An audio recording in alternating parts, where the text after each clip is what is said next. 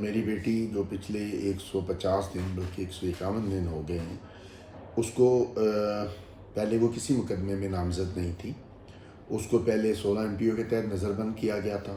ہم نے اس کو ہائی کورٹ سے ریلیز کروایا. پھر اس کو 5 دن انہوں نے انلیگل کسٹڈی میں رکھا.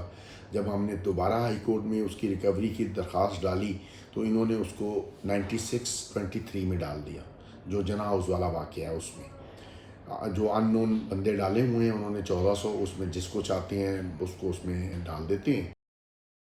پاکستان تحریک انصاف کے بہت سے کارکنان 9 مئی کے واقعات کے الزام میں تاحال جیلوں میں ہیں، جنہیں ضمانتیں نہیں مل سکی.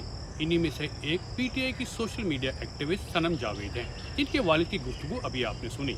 صنم جاوید کے والد کے مطابق حکومت کے اعماء پر پولیس لوگوں کو صرف اس لیے ہراساں کر رہی ہے کہ ان کی ہمدردیاں پاکستان کی ایک سیاسی جماعت کے ساتھ ہیں.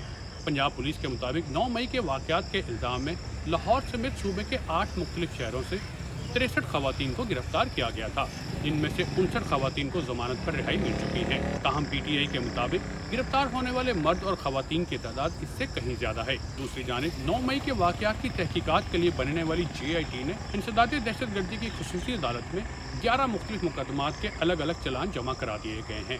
جمع کرائے گئے چالان میں پاکستان تحریک انصاف کے چیئرمین عمران خان، محمود الرشید، صنم جاوید، ختیجہ شاہ اور دیگر ملزمان کو نامزد کیا گیا ہے.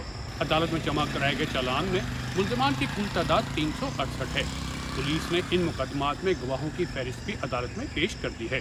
پاکستان میں انسانی حقوق کی تنظیمیں 9 مئی کے واقعات کے سلسلے میں گرفتار ملزمان کو شفاف ٹرائل دینے کا مطالبہ کرتی رہتی ہیں. ان کا کہنا ہے کہ تمام ملزمان کو اپنی صفائی میں کہنے کا موقع ملنا چاہیے اور قانون کے مطابق ضمانتیں حاصل کرنا ان کا قانونی حق ہے. ضیاء الرحمان، وائس آف امریکہ، لاہور.